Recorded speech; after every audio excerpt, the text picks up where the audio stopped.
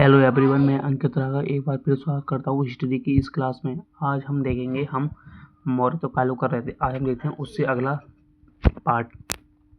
आज है हमारा राजा वशिष्ठ पुत्र पुलमावी। हम देखते हैं अगला राजा वशिष्ठ पुत्र पुलमावी। इसकी उपाधि दक्षिणापथेश्वर थी। राजा वशिष्ठ पुत्र पुलमावी की उपाधि दक्षिणापथेश्वर थी। ये गोमती पुत्र सातकर्णी का बेटा था।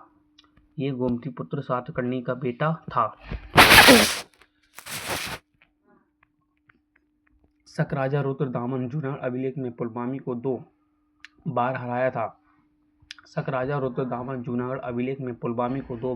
था। पुलमावी ने नौसेना मजबूत की तथा समुद्री व्यापार को बढ़ाने का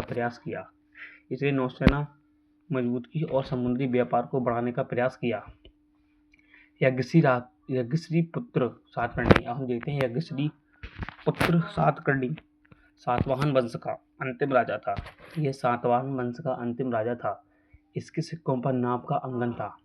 यज्ञश्री पुत्र सातकर्णी इस वंश का अंतिम राजा था और इसके सिक्कों पर नाभ का अंकन था। तो हम देखते हैं सातवाहन वंश से संबंधित महत्वपूर्ण तथ्य। कुछ इतिहासकारों के अनुसार यह वंश मात्र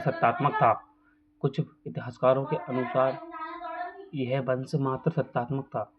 वर्तमान शोधों के आधार पर ये इनके गोत्र को दर्शाता है। गोत्र को दर्शाता है। शीशे के सिक्के सबसे पहले सातवाहनों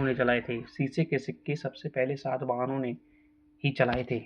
इसमें वंश पुरुष ब्राह्मण तथा महिला बौद्ध धर्म को मानते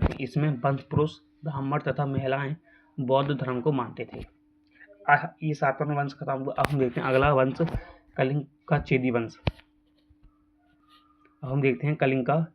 वंश। इसका संस्थापक महामेघवाहन था। इस कलिंग का चेदी वंश का संस्थापक महामेघवाहन था। जब महाराष्ट्र और आंध्र प्रदेश के क्षेत्र में सातवाहन वंश का शासन था, उसकी समय उड़ीसा में चेदी वंश का शासन था। इस वंश का सबसे प्रतापी राजा खारवेल था। अब हम देखते हैं राजा खारवेल। चेदी वंश का सबसे शक्तिशाली राजा था। राजा खारवेल जो था चेदी वंश का सबसे शक्तिशाली राजा था। इसने हाथी गुम्फा अभिलेख लिखवाया था। इसके विषय में जानकारी इसी अभिलेख से मिलती है। भारत में नहर निर्माण का पहला उल्लेख इसी अभिलेख से मिलता है। हाथी गुम्फा अभिलेख से भारत में पहला नहर का निर्माण मिलता है। खारवेल ने मगध के राजा बृहस्पति मित्र को हराया था। खारवेल ने दक्षिण भारत के चोल चेर पांड्य राजाओं को हराया था।